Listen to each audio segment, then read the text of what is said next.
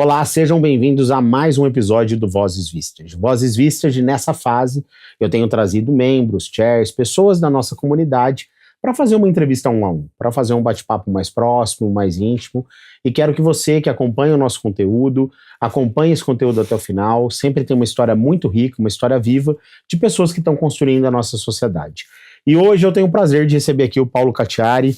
Paulo, Cacciari, né? Falei certo, Cacciari, né? Já comecei bem, então. Paulo é CEO na Optares, eu gosto desse cargo, CEO na Optares, mas o Paulo é um empreendedor, né? Então, quero ouvir essa história. Então, assim, Paulo, eu já queria começar te agradecendo. Paulo, membro do Antônio Mamed, chair em São Paulo, e fico muito feliz de ter você aqui, de você ter topado esse bate-papo com a gente. É bastante importante para a gente ouvir as histórias da nossa comunidade, conhecer as pessoas e também dar esse espaço para vocês, né? Então, o Vozes Vistas, ele é pensado nisso, né? Em dar espaço para os nossos membros. Então, obrigado por estar aqui. Queria já te passar a palavra para você começar contando quem que é o Paulo, né? O Paulo, tua história, tua vida. Então, se apresenta aí para o pessoal te conhecer e conta um pouquinho de você. Obrigado pela oportunidade, o prazer é meu. Fico muito feliz em contribuir. Eu acho uma coisa muito legal da Vistage, que é a possibilidade da gente contar para os outros que as aflições que eles passam não são só deles. Sim. E eu acho que essa cumplicidade, esse companheirismo ajuda muito no nosso dia a dia. Então eu venho com muita alegria. Que bom, pô. Muita felicidade. Eu que agradeço. É uma pergunta quase de cunho filosófico, quem você é, porque você tem a tendência a dizer das suas qualidades, né? Você Sim. se define de várias maneiras. Bom, eu sou um empreendedor. Comecei minha vida muito cedo trabalhando, empreendendo. Meu pai nunca acreditou ele sempre acreditou que todas as benesses e todos os confortos, do fato de ele ter feito faculdade, foi o primeiro da família dele que fez faculdade e teve uma oportunidade, não deveria se traduzir necessariamente assim num absoluto bem-estar, quer dizer, ele entendia que os valores deviam ser construídos. Eu comecei a trabalhar muito cedo, minha família é de Santos, então todas as férias meu pai me punha para trabalhar, historiador de carga em terminal de container, empresas de construção civil, e eu fui aprendendo, estudando e amadurecendo, aprendendo o valor do trabalho e o valor de empreender. Legal. E isso veio de uma maneira muito natural para mim. Então eu me coloco assim como um empreendedor, desde a juventude, muito curiosamente sempre com uma vocação mais comercial. Então meu pai tinha um sítio no interior, dava muita laranja, aí tinha quermesse na escola dos padres, e eu falava: padre, deu muita laranja no sítio, posso vender suco de laranja na quermesse? Pode. Aí eu vendia suco de laranja na comércio. Aí meu pai me arrumava um emprego meio dureza assim, eu falava: pai, eu arrumei um outro emprego para vender curso de inglês na rua. Eu achava que era melhor do que aquele que o pai tinha me arrumado, porque ele não facilitava. Melhor do que ficar mexendo com carga no terminal. Melhor do que ficar mexendo com carga no terminal. Então eu fui descobrindo, que legal, pela necessidade e pela oportunidade, essa veia mais comercial, que não necessariamente foi a primeira que eu explorei.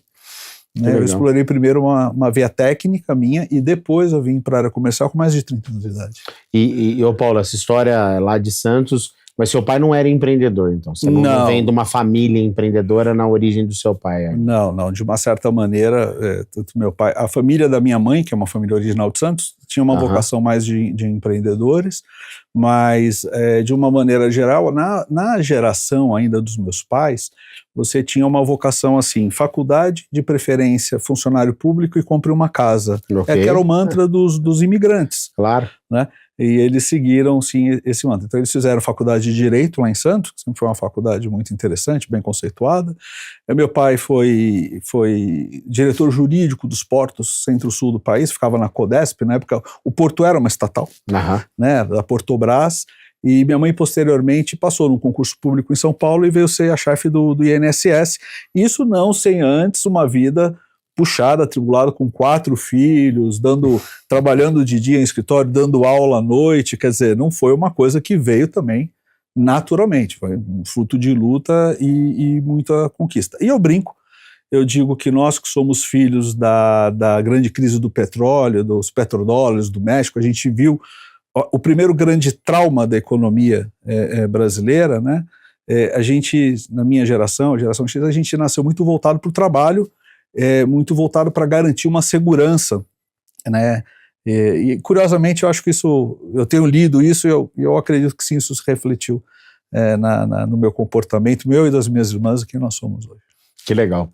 Ô Paulo, e aí você estava me falando, você começou na área técnica, então, você não começou ali alguns trabalhos mais jovem, mas a área técnica foi sua primeira formação. Foi aos 15 anos de idade, um amigo meu me deu um TRS-80, um computadorzinho, TK-85, Sim. Que era um chip Sinclair, ou era uma cópia do Z80 e tinha uma EPROMzinha BASIC, né? E eu comecei a programar em BASIC com esse computador, me apaixonei, achei aquilo maravilhoso, porque eu já era fã de ficção científica, Júlio Verne, Isaac Asimov, Arthur Clarke, eu já achava aquilo tudo, adorava ler, então aquilo de uma certa maneira... Te conectou aquele hobby seu. Demais. E eu comecei muito cedo, e aí quando eu vim para São Paulo para fazer a primeira faculdade, que foi Ciências da Computação na PUC, no campus de Exatas, ali na Marquês de Paranaguá, eu já fui dar aula de software, de tecnologia, fui ser analista de suporte na Dupont, então eu comecei a carreira como técnico, uma analista de suporte, que é talvez uma das áreas mais difíceis de trabalhar na área de tecnologia. E numa época que TI não era protagonista, né? Não era tecnologia, não era protagonista. Não era. Você sabe que, muito curiosamente, eu trabalhei uma época numa construtora e haviam os copistas, então os engenheiros todos ainda trabalhavam com régua de cálculo e as grandes pranchas de desenho, e aí tinha uma garotada que tinha aprendido a trabalhar com o CAD, com o AutoCAD. Uhum. Então, os engenheiros faziam as plantas no papel vegetal e davam para a garotada passar para o AutoCAD. E os engenheiros que eram os que tinham claro, que eles tinham a intelectualidade, o conhecimento para fazer os projetos, mas você tinha uma mão de obra barata, que era uma garotada, mas que usava os AutoCADs de maneira muito, muito avançada, e eles faziam, então, a tradução para o digital. Que legal. Interessante. Que legal. Ficar pensando, né? Eu fiz técnico nessa época, assim, aprendi a operar o AutoCAD. Obviamente o que eu faço hoje, dá para você entender que tecnologia, por mais que eu me formei em tecnologia, não era a minha área zero, né? Eu acabei indo muito mais para pessoas, para humanas, do que para tecnologia, mas eu me lembro bem dessa época de traduzir, né? E eu tenho um tio, Paulo, que é curioso, ele é arquiteto há muitos anos, ele ainda tem a prancheta dele lá, e ele desenha na mão e faz a equipe dele traduzir para o digital depois, né? Por que não, né? Uma habilidade adquirida. E é uma habilidade, né? Sem desenhar dúvida. à mão, com certeza. E, Paulo, me conta uma coisa, você começou lá na área técnica e hoje CEO da Optares, né? Obviamente não é um pulo linear assim tão simples. Não. Como é que foi essa jornada? Eu tinha foi muito curioso, eu tinha uns 27 anos, 28 anos de idade, eu fui contratado para fazer uma rede de computadores de uma empresa, e o problema da empresa, o processo de automação e o processo de tecnologia, ele muitas vezes vem procurando corrigir falhas de operação, né? Isso é bastante comum. Mas se você não detectar a natureza do problema, não resolver o problema e depois você partir para a digitalização, você vai estar digitalizando o processo errado. Uhum. E você está reproduzindo o vício no digital naquilo que você estava trabalhando no analógico, né?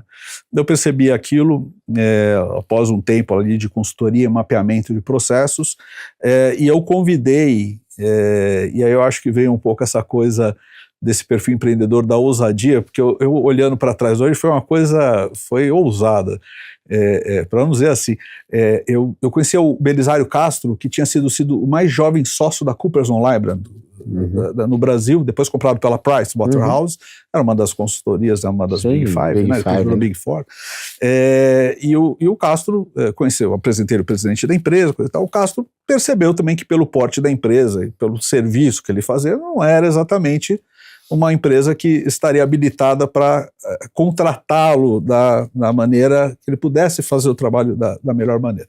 Então, eu acho que ele, simpático ao fato, porque nós tínhamos já algum contato, de eu ter ido atrás dele, coisa e tal, eu acho que e aí ele combinou com o presidente da empresa, falou, faz o seguinte, o Paulo assume um cargo mais executivo, usando tecnologia como ferramenta, porque ele é novo, é um frescor dentro da operação, vou ser o tutor, o que você usa hoje, o coach. Eu sou o coach do Paulo, quer dizer, o mentor dele. Acerto tudo com você, acompanho o Paulo, e aí a coisa funciona. Eu era uma mão de obra barata, né? E ali eu fiquei fascinado com estratégia empresarial. Naquela época se falava muito do right size, downsize. Eu fiquei fascinado com aquilo. Eu gostava demais de tecnologia, mas o ser humano é muito mais desafiador. Claro. Né? Até fazendo evocação a sua história, né? A sua vocação. E aquilo, na época, para ralar e aqueles outros caras de estratégia empresarial, e eu falei, não, eu quero ir para estratégia empresarial. E aí eu fui fazer uma faculdade de administração na PUC também. Que legal. Falei, não, eu quero aprender. Depois de ser formado em ciência da computação. Já com 12 anos de carreira. E aí eu recomecei, praticamente, porque na área de gestão eu não era o cara que eu era na área técnica. Claro. Né? Eu tentei me recolocar vis-a-vis na mesma história, mas até a Lenza Minarelli, na época, falou assim, Paulo, no currículo não bate aqui, ó. Você é muito bom tecnicamente, mas você ainda não tem um tracking record, né? E aí eu caí na área de vendas, porque eu tinha essa habilidade de me comunicar bem. Comunicação boa. Traduzir o techniquez, que sempre foi uma qualidade, até hoje é valorizada, para a necessidade empresarial, traduzir isso numa linguagem onde todos entendam, quer dizer, o que isso vai fazer efetivamente por mim. Então eu recomecei minha carreira, que terminou em gestão, mas como se disse, né, pela área de vendas, pela área comercial. E sempre aí na área de tecnologia. E aí essa carreira de tecnologia te levou a empreender de novo nessa área, foi isso? Foi. Eu primeiro tive um ciclo de aprendizado por várias empresas de tecnologia. Eu trabalhei com as tecnologias da Dassault Systems, que é aeroespacial e automotiva. Trabalhei com vários outros segmentos. E aí, num determinado momento, eu tive a oportunidade de trabalhar com a Akamai Technologies, que foi a primeira empresa que eu me tornei sócio, que era a Exeda. E a gente trouxe a Akamai Technologies dos Estados Unidos para o Brasil, expandimos para a América Latina, depois a Akamai comprou essa operação, meus sócios continuaram lá na Akamai, eu saí, abri um fundo equity, continuei investindo em tecnologia, em IA aplicada ao setor financeiro, tivemos alguns exits muito bons, um deles a Plator Invest, que depois foi adquirida pelo Santander. E aí veio esse misto de empreendedor e aí muito aquela coisa de CEO com espírito de dono, que é a característica de quem traz operação de fora para o Brasil. Né? É a característica do executivo, normalmente, que monta uma operação. Exatamente. Né? E como que nasce a Optares? Me conta sobre a Optares. Né? A Optares é um braço tecnológico de um grupo de mais de 40 anos de desenvolvimento de tecnologias e sistemas. Ela tem fábrica de software na Argentina, ela tem fábrica na Alemanha e em Israel. E tem centros de customização, Brasil, México, Espanha, em várias outras localidades.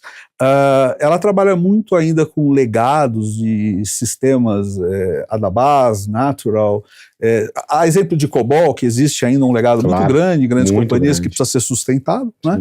Então ela tinha uma ligação muito forte com essas tecnologias, e a Optares foi um braço de novas tecnologias, foi fundada como um braço de novas tecnologias. Então a Optares construiu um software, uma plataforma de construção de softwares em arquitetura low code, no code. Então, como é que é a história da tecnologia? Vive de tirar atritos. O Airbnb tirou o atrito daquele que intermediava quem queria viajar com quem era dono de uma casa, de um apartamento, de um quarto, né? O Uber tirou o atrito entre quem queria ser transportado e o dono do transporte efetivamente. Você tinha intermediários ineficientes. E no mundo que migrou para o digital, a nossa sociedade digital, a sociedade da informação, a parte em que você constrói a solução digital e vai para o go-to-market, e esse go-to-market cada vez mais acelerado, essas necessidades cada vez mais aceleradas, o tempo de desenvolvimento de software começou a se tornar um ofensor do processo. Então foram criadas essas tecnologias low-code e no-code, que é para acelerar o desenvolvimento de software. Então nós construímos uma plataforma, a exemplo de outras, que existem no mercado, e hoje então a gente tem DL, essa plataforma low-code, no-code, com uma IA agêntica em vibe code, então a gente tem se mantido bastante atualizado, no sentido que você, através de prompt, constrói o software. Então, Optaris, ela é o braço de inovação, né, finalizando aí um pouco a história da Optaris, desse grande grupo, que hoje traz essa tecnologia nova para os mercados mundiais. Que legal. E quem são seus clientes foco, assim, Paulo, dentro da estrutura, que já estão utilizando essa plataforma?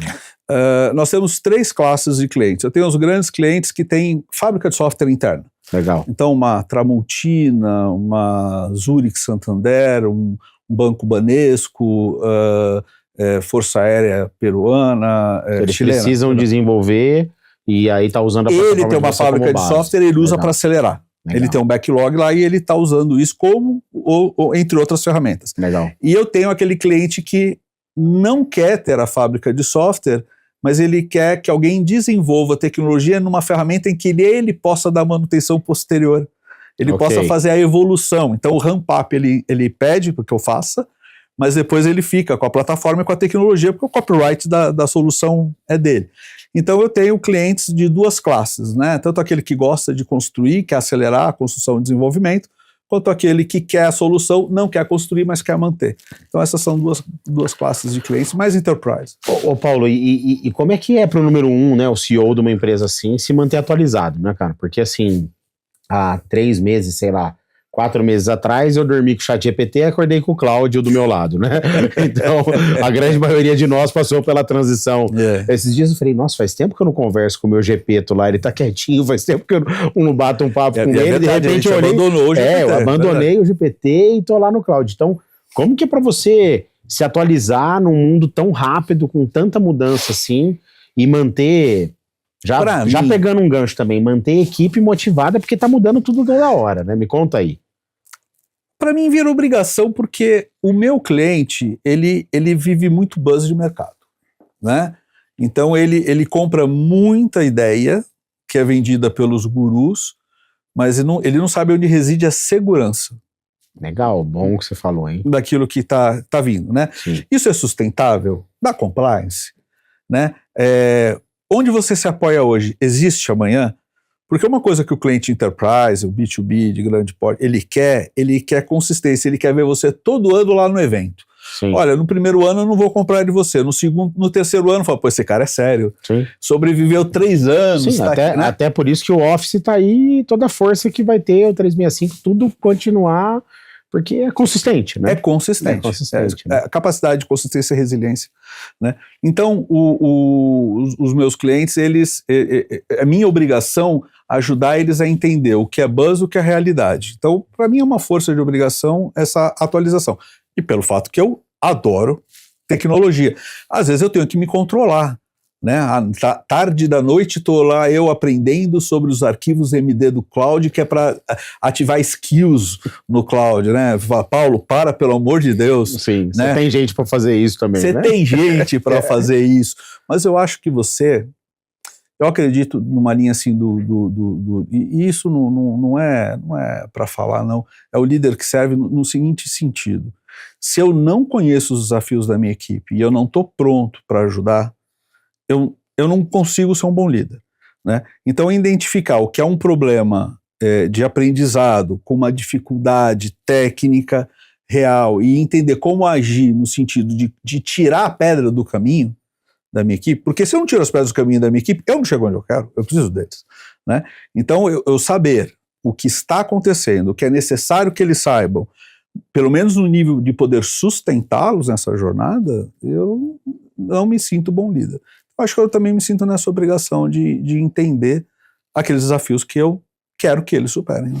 Ô Paulo, você pegou um ponto aí que eu acho que é importante, você como um número 1, uma pessoa que estuda isso, eu queria que você falasse para as pessoas, né? Nossa comunidade é feita por número 1, se você puder falar um pouco disso, porque recentemente eu fiz até um artigo no LinkedIn falando sobre isso, que eu sentia que o ChatGPT era um estagiário esforçado, né? E o Cláudio, para mim, ele se tornou um analista sênior dependendo da minha capacidade de uso dele, né? Ele tem uma capacidade de entrega diferenciada ali, e não tô falando sobre Estou falando sobre pesquisa, sobre vários modelos. Qual que é a tua opinião sobre isso? E assim, queria que você desse uma dica mesmo, assim, para o número 1 da nossa comunidade, o CEO da nossa comunidade, como que ele pode se atualizar, como que ele pode se manter atualizado sobre isso, porque eu sinto que com o tempo, a pessoa que não se atualizar, ela vai ter uma certa obsolescência ali e o mercado pode atropelar ele muito rápido. Acontece. O que você poderia falar sobre isso, Paulo, para quem nos assiste aí?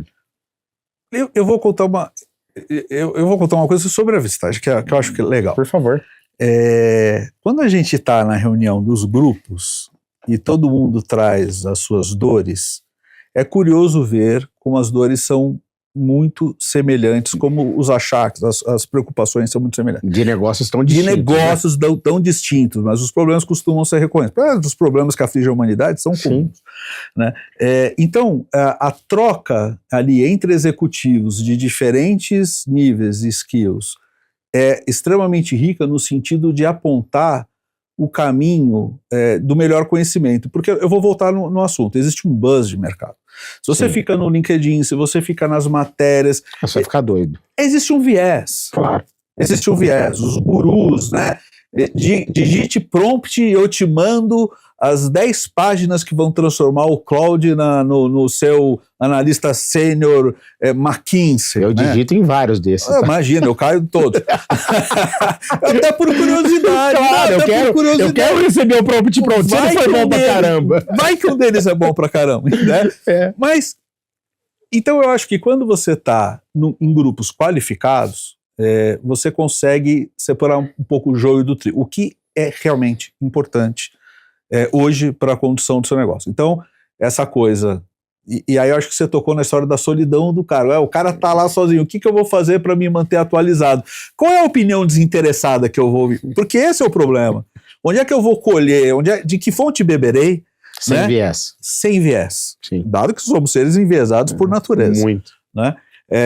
Então eu acho que, por exemplo, participar de um grupo com a Vistage, eu acho uma coisa fenomenal. Tenho sido agraciado com um grupo muito legal, tudo uma média, 108, tenho que agradecer para ele o convite, a participação. Que legal. Eu gosto muito de evento. Legal. Porque evento é um ambiente competitivo que está todo mundo junto, né? Os caras todos que concorrem entre si estão juntos e você tem a chance de testar, de olhar um pouco os discursos e ali o que você vê. Quando assim, na teoria dos jogos, eu vou dizer assim, quando o grupo está reunido, tende a se equalizar a questão. Quando você está trabalhando sozinho com o fornecedor, você não tem com o que comparar o que você está ouvindo, o que você está recebendo. Então pode ser desvantajoso aquela relação, porque ele, fornecedor, é um especialista e você não. Isso pode ser um problema. Né? Quando você trabalha em ambientes mais equilibrados, por exemplo, de eventos ou outros grandes momentos que você pode trabalhar com um grupo maior, você tende a ter uma informação de mais qualidade. Né? Você me fez uma pergunta difícil, eu estou tentando responder ela. Mas eu acho que você está respondendo ela perfeitamente da bem. melhor maneira, porque é desafiadora de qualquer maneira. O que eu entendi até agora é assim, a gente é influenciado toda hora por conteúdo específico, né? Daquele lugar de fala dos especialistas, dos palestrantes que tem muito palco, dos formadores de opinião. E isso não é hoje, né, Paulo? Desde que o mundo é mundo, a gente é influenciado. Seja através da mídia, seja através da política, de gestão, de qualquer caminho. Então, primeiro, ter cuidado com o tipo de influência que você está recebendo. Perfeito. Né? Ter senso crítico, é o que você está falando, ter senso crítico para usar. É. E outra, ter a ambiência certa. Né? Qual a ambiência que você vai buscar para poder te questionar? A ambiência de um evento, eu adoro a ambiência de evento também, porque ela te põe na selva, né? E aí você vai ver como é que a selva está agindo naturalmente. Verdade, sem dúvida nenhuma. Mas o que você falou do grupo da Vistage, eu te agradeço por ter falado isso. Eu sou membro também, né? Sou membro do 102, do Charles Luiz Garcia, em São Paulo. E o que você falou é real, né? Porque é uma ambiência de troca. Esses dias, um dos nossos membros, ele foi para o SXSW e ele trouxe um treinamento para o nosso grupo. Ele mesmo se dispôs a falar um pouco de IA, né? E trouxe alguns insights, algumas coisas para a gente. E foi super bacana, você vê ali farmacêutica, serviço, tecnologia, cada um de uma área, um médio, outro grande, aquela diversidade, todo mundo junto, promptando, construindo DRE. Né? Então aprendendo ali a construir. Fenomenal. Isso é muito bacana. Porque, isso eu não vou pôr no meu, porque pro meu faz sentido, eu sou lucro real, eu sou aquilo. é um ambiente muito rico. Então, acho que a ambiência, você falou, né? Testar em ambiência. Porque é aquela coisa, Paulo, se eu virar num churrasco no final de semana, na casa dos meus amigos mais próximos, e trazer um assunto, a tendência é de a opinião ser muito parecida. Porque a gente tem um modelo de pensar, às vezes, parecido pela sinergia que a amizade levou. Sem dúvida. Né? Então é bem importante a gente testar nosso conhecimento em ambiência. Você sai um pouco da bolha, talvez. É isso, é dessa bolha, né? porque esse buzz aí de todo mundo falando, eu deveria fazer isso, eu deveria instalar o cloud, eu deveria fazer aquilo, e talvez eu não deveria nada. Inclusive, né? É um massacre, né? É uma Você se sente, você fala, nossa, o quanto será que eu estou errando, ficando para trás? E eu sempre digo o seguinte, primeiro, empresas enterprise, principalmente, não pode ser muito early adopter, né? Não. Você tem que agir com mais cautela. Segundo, quando agir com guardrails, quer dizer, onde é que eu vou encerrar? Eu vou soltar o monstrinho lá, mas eu tenho que soltar ele no ambiente controlado. E eu tenho que ver como é que ele se comporta frente a diversas situações, porque o dano da crise, né, o dano de um evento fora de controle, ele é muito grande. Muito grande. Né? Então, menos ansiedade, mais serenidade. Sim. Eu acho que quem chegou nessa cadeira chegou porque é mais sereno, a idade pole a pedra, né? Com certeza. O rio deixa a pedra mais polida, né? Eu acho que isso é importante, né? Ter tranquilidade. Ô Paulo, me fala uma coisa, né? Você como uma pessoa que tem uma passagem aí vitoriosa pela área comercial e tá na tua fala, você gosta disso, né? O que você sente aí que foi a sua maior alavanca de crescimento até hoje, pessoal, falando assim, dentro dos ambientes corporativos que você viveu e hoje também como CEO, né? Como que você vê aí essa alavanca de crescimento pessoal sua? Engraçado. A primeira vez que alguém falou assim para mim, você devia ser vendedor, eu quase me senti ofendido. Eu também. Porque eu tinha uma visão ruim de vendas, né? Que vendas era um cara que tentava convencer uma pessoa a comprar uma coisa que ele quer vender, não ligando muito para o critério se o outro precisa ou não, né? Mas o estudo e o tempo amadurecem a gente, né?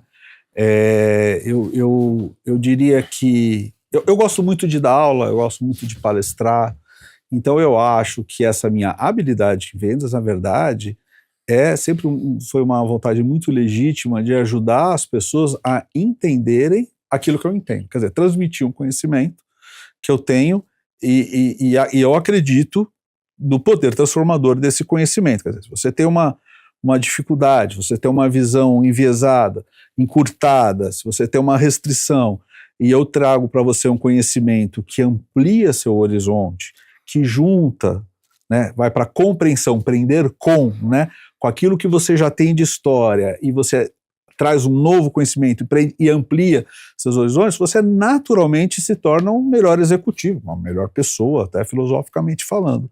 Então, eu sempre gostei de ensinar as pessoas, eu sempre achei muito legal transmitir o conhecimento que eu tinha. Isso acabou se traduzindo numa vocação comercial. E depois eu aprendi,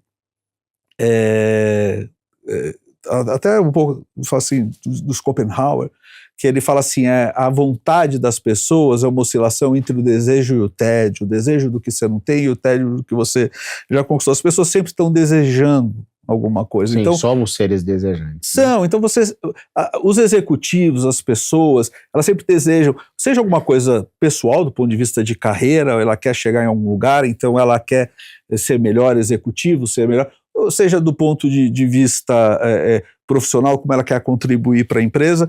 Então, se você tem uma habilidade, que eu acho que eu também desenvolvi por esse desejo de querer ajudar as pessoas, de estar sempre disposto a ensinar, se você consegue detectar qual é essa vontade da pessoa e você traz caminhos para ela realizar essa vontade, você constrói um caminho natural de relacionamento de confiança e aí de se tornar um fornecedor, alguém que leva produtos, serviços.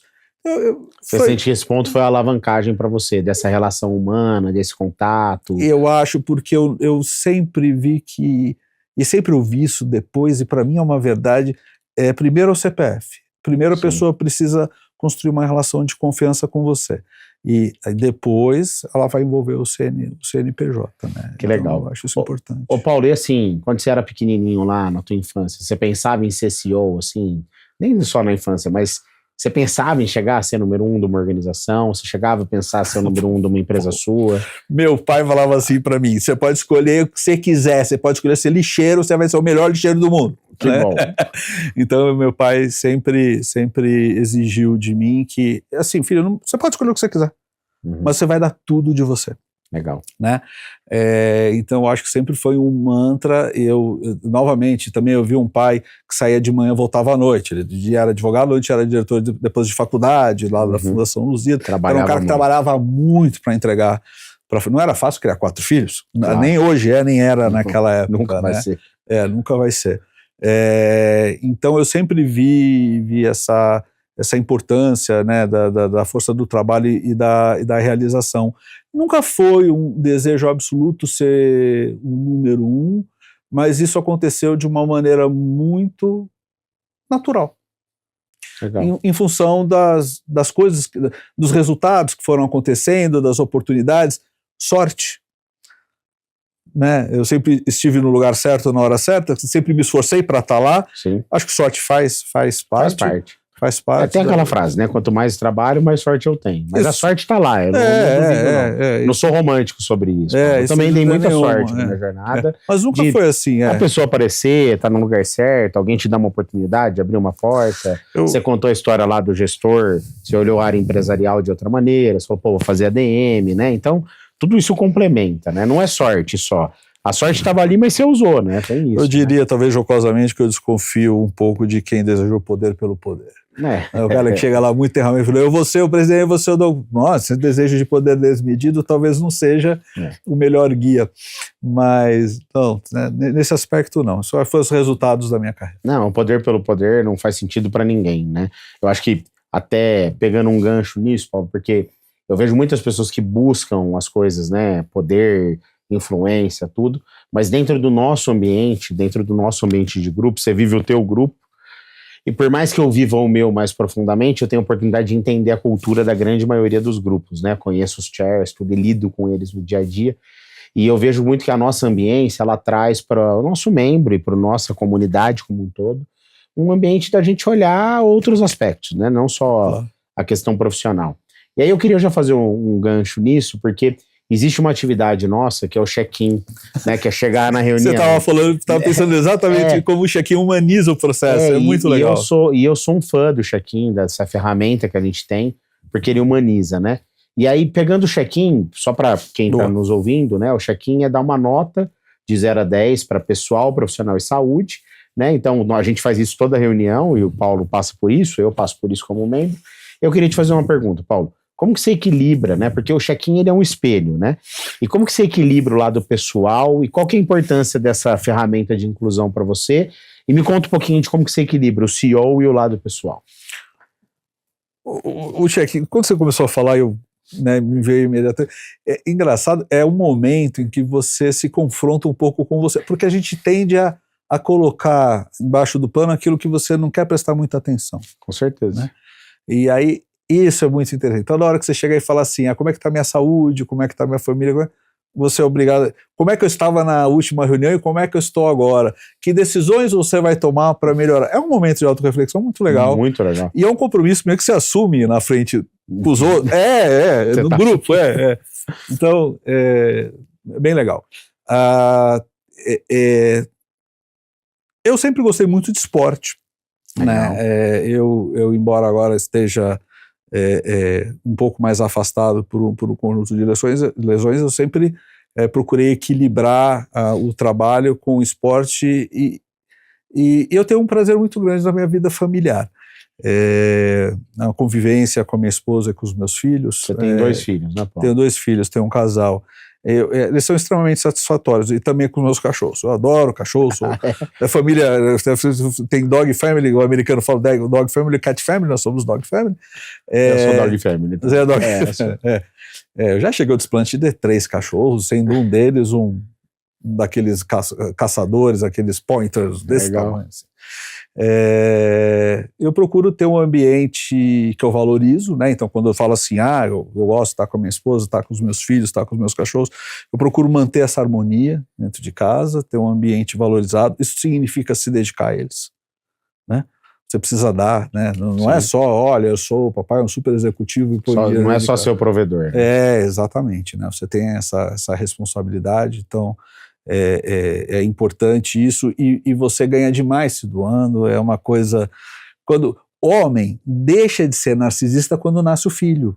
O homem, a mulher, ela tem um contato durante a maternidade, durante a gravidez, pela própria natureza feminina da maternidade, ela é muito mais voltada para o outro, né, para o humano. O homem, historicamente, talvez, né, a gente é mais guerreiro, coisa e tal, e a gente deixa de ser narcisista quando tem um filho, porque você deixa de querer se realizar através de você e começa a querer se realizar através dos filhos, né? Então eu acho que isso é um grande crescimento pessoal, pelo menos para mim. Então uma minha história ontológica que eu aprecio demais, me dedicar ao esporte o máximo possível, o que eu consigo. Eu adoro aquela coisa do estoica, do Sêneca, do Marco Aurélio, da disciplina. Eu procuro seguir isso ao máximo, mas eu mais prego do que sigo. Tá. Né? O Falcão do Racionais do MC tem uma letra, uma música, ele fala assim: eu tenho a solução para o problema de todo mundo, menos para os meus. Claro. Eu sou excelente coach, assim, nesse aspecto, para os outros. Ótimo membro, então, da Vista. É um ótimo membro da Vista. Eu mesmo, né, poderia... Eu falo que é ótimo estar no grupo, que a gente dá palpite para os outros que a gente não faz pra gente, mas é ótimo. Poderia estar melhor, mas eu acho que é isso, você tem que buscar esse equilíbrio, tem que buscar esse equilíbrio. E você falou do equilíbrio do lado pessoal, uma curiosidade, Paulo, e a ficção científica continua na tua vida ou não? Nossa, o último livro que eu adorei é O Mistério dos Três Corpos, do Liu Cixin. Tem uma série, não tem? A série, como sempre, é a interpretação artística de um diretor, mas de um livro riquíssimo, né? Claro, o livro deve ter uma extensão muito sempre, maior. Ele é sempre mais... Até a sua cabeça é muito mais rica do que a capacidade, né, do filme. São 3 livros, e ele é o primeiro autor não lusófono a ganhar o prêmio Hugo, que é o Oscar, que é o Pulitzer da ficção científica. Que legal, não sabia disso. É bárbaro. Eu assisti a série, adorei a série. A série a série é boa, a série sem dúvida é boa. O livro, melhor ainda, às vezes um pouco extenso, você tem que ter um pouco de... Você tem que ser um leitor mais maduro, assim, porque às vezes... ele é um pouco detalhista. Muita gente fala assim: não, abandonei no meio, porque eu falei, tá bom, tá certo.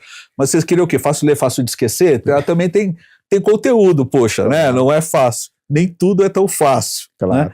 Né? Adoro ficção científica, não perco uma. Agora tem coisas do Isaac Asimov que estão sendo produzidas por uma das empresas de streaming aí, eu também sigo, adoro. Que legal. Adoro, estou sempre, né? Que legal. E Paulo, me fala assim, como que você enxerga o Optares daqui 5 anos? Nesse mercado de tanta mudança tecnológica, né? Como que você enxerga esse negócio daqui 5 anos, Paulo? Seguindo num processo de profunda transformação, como a gente está sendo submetido agora, e eu vejo a Optares pela nossa capacidade de desenvolvimento, visão e vocação. Eu vejo que a Optares vai ser uma empresa que vai ter a capacidade de orquestrar um sem fim de entidades de inteligência artificial dentro das corporações, oferecendo regramento, compliance e segurança para que isso possa ser utilizado ao máximo, né? Toda a produtividade, toda a capacidade da IA fique disponível para essas empresas, mas dentro de uma estrutura e de uma responsabilidade bastante grande. Eu recentemente, você estava comentando, né, de um artigo que você tinha publicado lá no LinkedIn, e eu a pedido do IT Forum, eu escrevi um artigo sobre o Frankenstein, né? O Frankenstein, a história da Mary Shelley, ela é muito interessante, muito simbólico, porque ela escreveu Frankenstein no nascimento da Revolução Industrial, e havia exatamente o temor. Qual que é o temor ancestral do homem? Que a criatura vai devorar o Criador. Sim. Desde os gregos, Prometeus roubou o fogo para dar sabedoria para a humanidade, aí ele está lá, o corvo bicando o fígado, ele preso eternamente na pedra, né? Então, o temor, o terror de você abrir a caixa de Pandora e ser devorado, né? Então, há um grande temor do que vai acontecer com toda essa inovação, com toda essa inteligência que a gente está dando para a máquina, agora com os computadores quânticos, a capacidade de desenvolvimento e interação. Eu vejo a Optares, pela vocação dela, pela tecnologia e pela estrutura que ela desenvolve, como um dos grandes sistemas de controle e guarda-rail para o uso dessas tecnologias com segurança. Muito legal. É a minha visão para daqui a 5 anos. Mas eu acho que a sua frase, Paulo, eu acho que ela é super importante, é usar a tecnologia com segurança. Né? E se você consegue efetivamente continuar esse lindo trabalho que vocês estão fazendo no Optares para ser a vanguarda disso, né? O futuro é longínquo, com certeza. Não, porque isso, às vezes você está numa operação menor, é uma preocupação menor, né? Mas você sabe, a gente tem empresas muito grandes que mudar uma tecnologia, aplicar uma tecnologia nova não é algo tão simples. Não. E o que você falou, Paulo, é assim, a gente é muito abordado a todo momento por aquele conteúdo, por aquele modelo de pensar, dizendo assim, inova, cria uma área de inovação, muda rápido, lá, e tem negócio que não dá. Eu lembro uma vez, e isso me conecta muito ao modelo da Vistage, que tipo assim, você vai num curso, o cara te conta um case do Nubank, pô, legal pra caramba, só que ele é distante de mim. Quando você tá dentro de um grupo como o nosso, o case do cara do teu lado é perto de você, ele tá vivendo na mesma hora. Então, para mim, isso me conecta muito à questão de, tipo assim, calma, não vive o buzz, calma, não é tudo que é aplicável ao teu negócio. Ah, mas o meu negócio, tem negócio que tira pedido no papel ainda e tá tudo bem. Ah, mas o meu negócio, tem negócio que você imprime proposta. Tá tudo bem, você não precisa ser um negócio que tá tudo digitalizado. Eu Exatamente. Acho que isso é importante. Exatamente. Que as pessoas, não o que você tá falando é super importante. Há muitos anos atrás, eu estava, muitos anos já, estava nos Estados Unidos e eu vi que ainda estava passando o cartão na maquininha do papel. Quem tem menos de 20 anos que estiver assistindo a gente não sabe. Não sabe o que. Aí falou, pô, mano, vocês não tem por aproximação? Aí ele falou, não, você não tem um chip por aproximação? Não. Eu falei, por quê? Ele falou, porque o índice de fraude é tão baixo que o custo de substituir todas as máquinas é muito superior ao benefício que ele vai me trazer. Então eu não tenho necessidade de fazer isso agora. Então eu acho que essa maturidade de entender qual é o ROI, que momento esse benefício é fundamental dentro de decisões, necessidades, axioma da economia, necessidades são infinitas, recursos são limitados.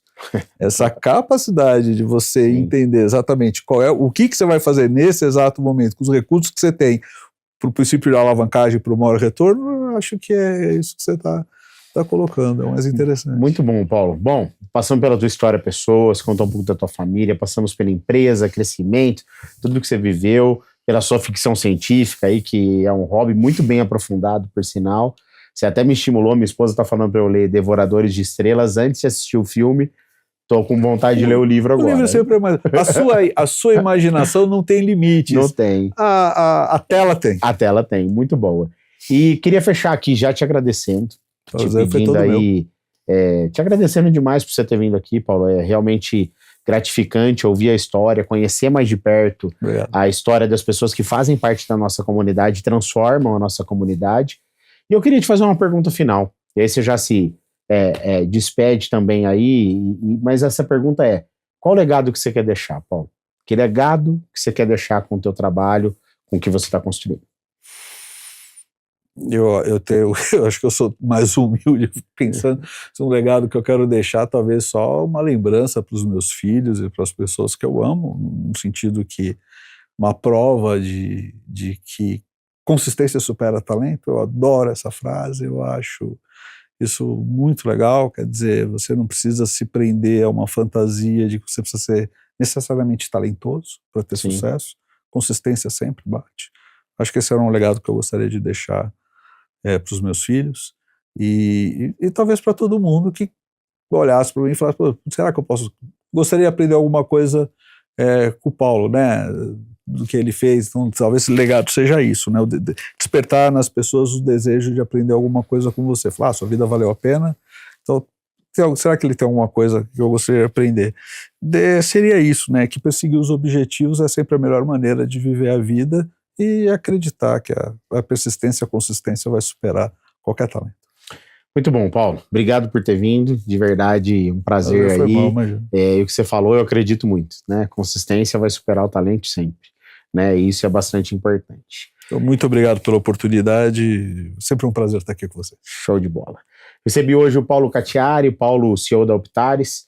Optares aí construindo vanguarda de tecnologia para big companies, para dar segurança a esse uso. O Paulo falou aqui de buzz, Paulo falou também aqui sobre essa influência que a gente recebe de uso de ferramenta. Um amante da ficção científica, acho que é importante que você que assistiu esse episódio curta, comente, compartilha, manda aí para uma pessoa que está precisando se inspirar numa história do Paulo que saiu de técnico até CEO da Optares hoje, trabalhando na vanguarda de tecnologia.